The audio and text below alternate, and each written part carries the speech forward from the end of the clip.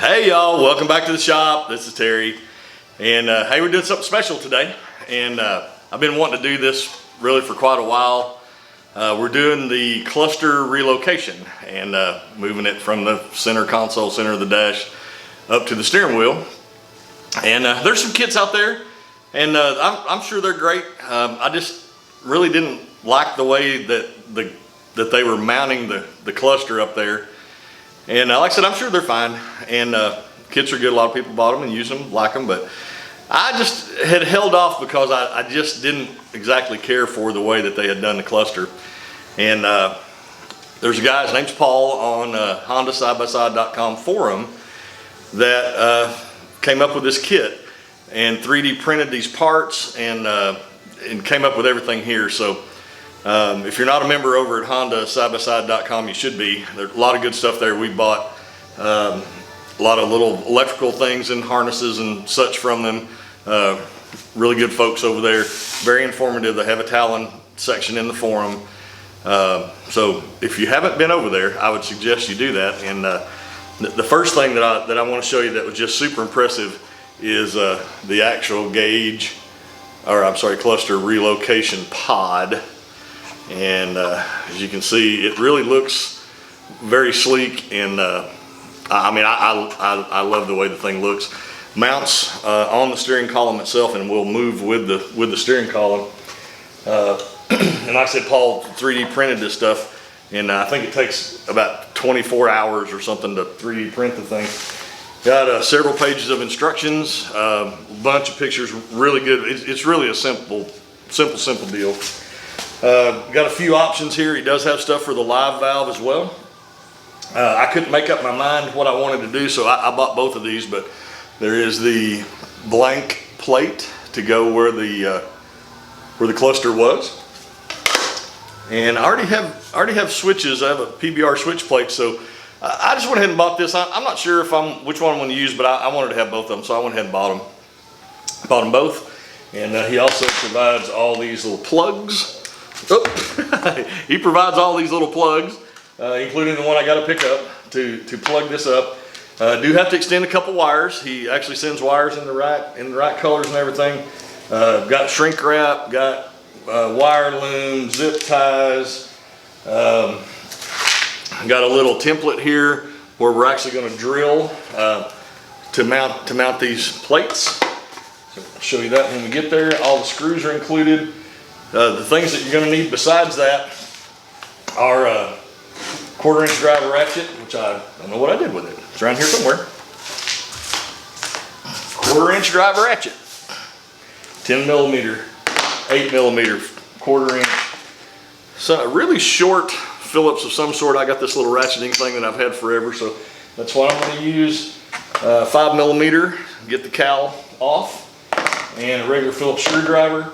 We'll need a drill with a 1/4-inch drill bit, and then you are going to have to solder here, unless you got some other way that you want to put them together. But solder, tape, heat gun for the heat shrink, and like I said, he sent all this stuff. So I'm just completely impressed with this kit. Like I said, I'll have a link down in the show notes to the thread where these are, so you can, if you're not a member over there, you should be anyway.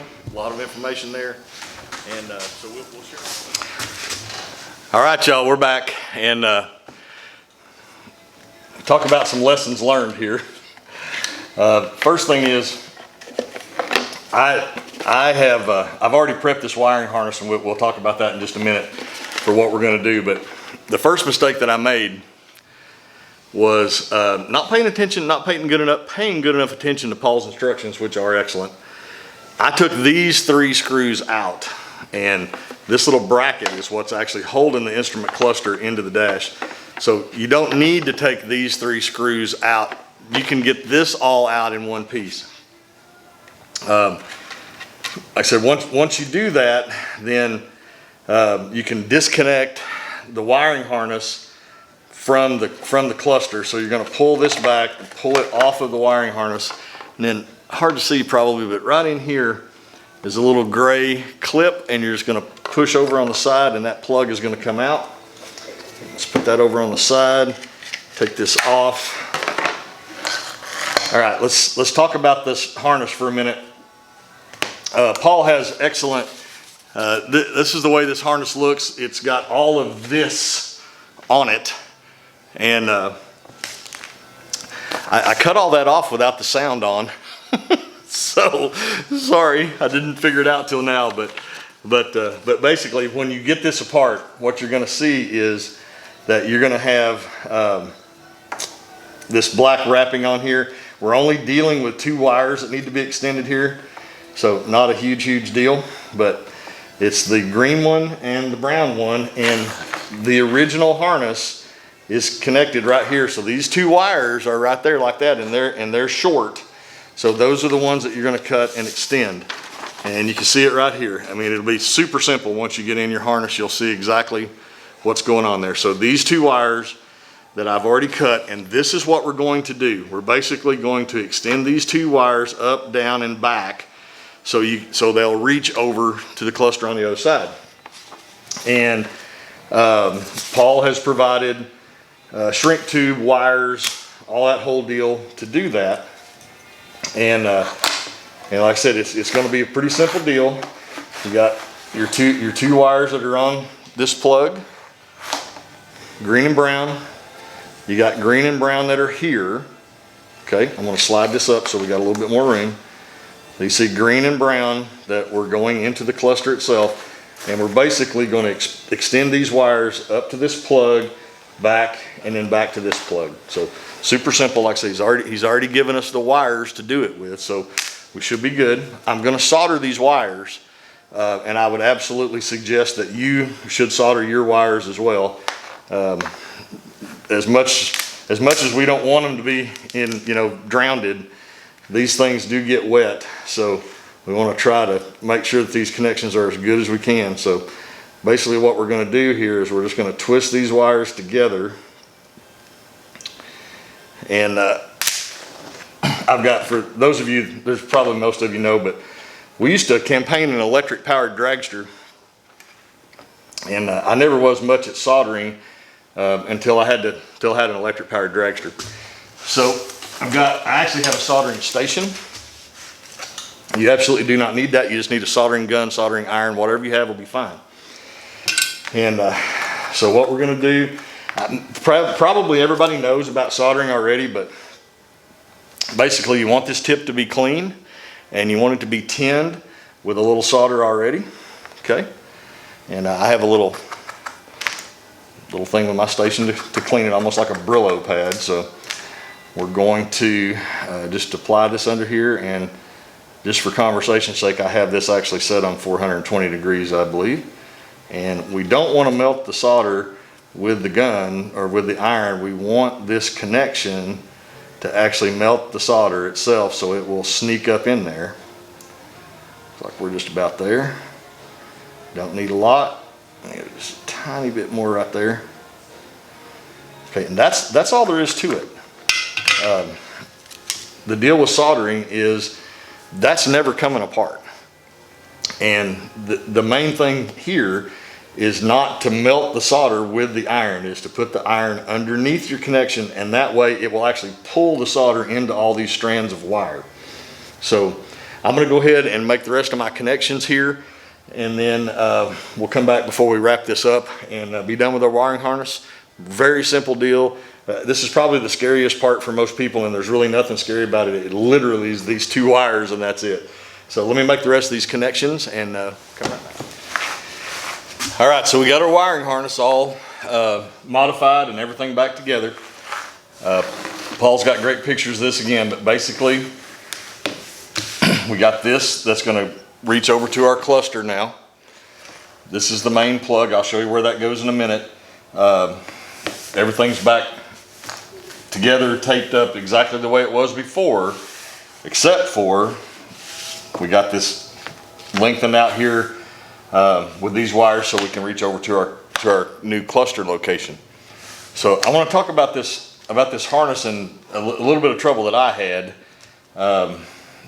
Like we talked about earlier, everything that I did as far as wiring for the Keon power with the XTC harness, for the even the relay for the dual battery gauge, my rock light controller, everything that I put on here was in the way of this. So if you won't have as much trouble as I did, because I had some accessibility issues and ended up having to take quite a bit of stuff back off. But I do want to talk about these plugs for just a minute. This one, I'll show you how this goes when we go back over to the Talon, but to release this from the clip on the firewall, you just need to lift up on this little tab right there. That's just a lift up on that. I did that with a little pick. We already talked about how to get this out. So these other 4 plugs, these plugs, you can't plug them in wrong, by the way, but to release these plugs, all of these have a little lever. This one I'm going to show you. This is the only one. These 2 plugs, the lever part actually is going to stay with the dash. These are the lower switches for the 4-wheel drive and such. So this, if you can see this little lever right here, you're going to push on that lever and that's going to release that thing. And they're way down into there. It's a little bit difficult to get to. This one, this is the 12-volt socket in the dash. And this one was a little bit of a bear to get to. This is the little lever right here, and it's on the inside. This thing is right up next to the cubby hole. So you gotta, I finally got it with a screwdriver, but I just put a flat screwdriver in here and push back and then it'll pull right out. But mine, with the 32s and the springs and everything, it's so tall, I really had a heck of a time reaching this and getting in there. So I just want to talk a little bit about these plugs just to make sure that everybody was clear of how those plugs all came apart. So, but when you get done, the wiring harness should look like this. And let's go over to the Talon. And I didn't really talk much about disassembly on this as far as getting this wire harness out, because there's absolutely, I tried every way that I could think of, and there's really no way to really show what's going on video. It's just in a really tight hole. So once we start to reinstall this, we'll talk about some of that and show you where this stuff is whenever we reinstall it. So let me reset, be right back. All right, we're back at the Talon, and we're gonna plug in this main plug first. And like I said over there, everything's in the way. This is the relay for the XTC key-on harness. This is the relay for the dual battery gauge. And this plug, like I said, this is one we talked about that needed this little thing to release it. It's literally going to slide on. There's a little tang right here. It's going to slide on right there and lock in. And that's how that was originally. This is the harness that plugs into that. And it's one that has this locking lever on it. So that once that's plugged in, then we're going to lock that in. I did put some dielectric grease on all these connections. Honda didn't have anything on there, but it's just, to me, it's just cheap insurance. So you're going to plug that in, push that around till that clicks. You're going to route this in the back. You'll see whenever you take it off, just take note of where this little gray push-in is. That'll help hold it. We're also going to zip tie it up here, and then buried way down there where I really can't show you, but all the way down in the tunnel, basically at the bottom of the dash, is the corresponding plugs that go with these 3. And like I said, then this one is actually going to plug on the back of the 12-volt socket. So let me get those run down in there. Like I said, we're just going to leave this loose for right now. It's going to route around and go up through the steering column.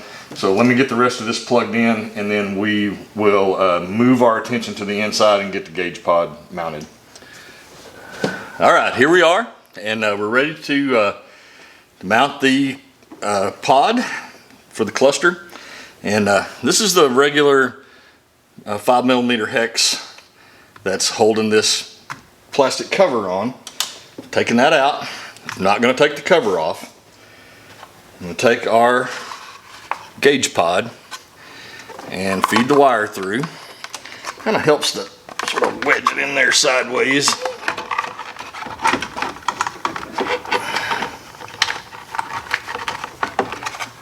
Okay, just like that. This is a boss that's recessed on here that's going to fit really nicely right in there. Paul supplies us with a 8mm regular bolt, 8mm socket bolt to go on there. I guess, is that a 4mm? Maybe it is. I don't know what it is. This, Paul says this is a 7 foot-pounds of torque. Make sure we're straight with the world. Personally, we'll be eyeballing that tonight. Get it nice and snug, but it is a piece of plastic, so we won't get too crazy here. All right. Very, very sturdy. Okay, now we're going to plug our cluster back in, and I have dielectric grease on here, as I always do. We're just going to plug in the plug, make sure it snaps into place. Everything's good. Feed our boot back over, get it up on there. Okay, all of that. This is just such a good fit in here. Paul just did an excellent job on this. So got all that together, everything looks good. I'm gonna go ahead and put our screws in here, and then we'll reconvene in a minute and go to work on our templating of our hole here and get ready to button this up. All right, y'all, we're almost done with this deal. So I've already done a little bit of this. Just wanted to show you what's going on here. So in that cluster hole, Paul sends this template. And you need to trim the template. He's got lines on there, but you actually need to cut it to this size. And you're going to use it in 2 places here. So it's going to fit it up in the corners like that, and use a small pick to make a pilot hole. You can see my holes through the little X's there that he made. And then on the bottom, you're going to use the template. Hopefully you can see it says fold on there, but he's got it marked where you fold it. So you fold it over like that. There's another hole you can see down there. And then you're going to drill those out to 1/4 inch. Once again, as you can see, everything that I've done, literally everything that I've done to this thing is in the way of this. So I had the PBR gauge panel in there, so, and I'm holding it on with the regular push ends. I might have to, I think there'll be enough room in here when we get the plate in there, but I'm gonna enlist a little help from Cheryl here in a minute, and we'll get the plate in there, and I'll come back and show you how all that works. All right, y'all, we're back, and we've achieved it. I absolutely love it. Let's see how, it's very, very much sleek, and looks like Honda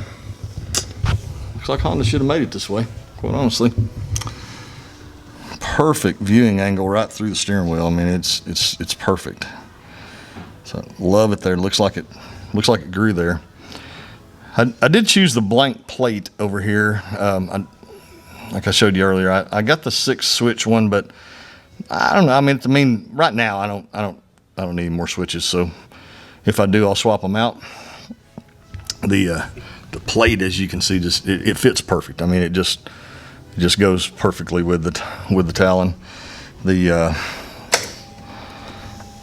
Like I said, this is where the thing should have been to start off with.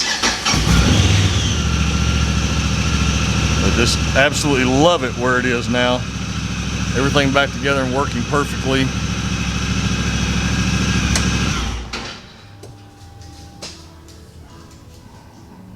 I don't know how you beat it. I'll have links everywhere, of course, for to Paul on the forum, so you can contact him. And it's a pretty simple process. I had a lot of, this was a hard thing to film. I mean, it was really a hard thing to get on video. So I messed with that quite a bit. Probably a couple hours involved in it, start to finish, if you weren't trying to make a video of it. And I'm just super impressed with it. And like I said, I have links. I'll have links for Paul. Let me get out. I want to show you what it looks like from the side. I mean, I just love the thing. I mean, I think it looks really good. fits perfectly in there. So like I said, I have links over there. If you have any questions or comments, please do comment. It really helps us. If we have comments on there, really helps us with YouTube. If you hit that like button, if you subscribe. So if you would, that like I said, it really helps us. So like I said, as usual, I'll have the links down there. Let us know if you have any questions or any comments on what we did here today. And we'll see you next time.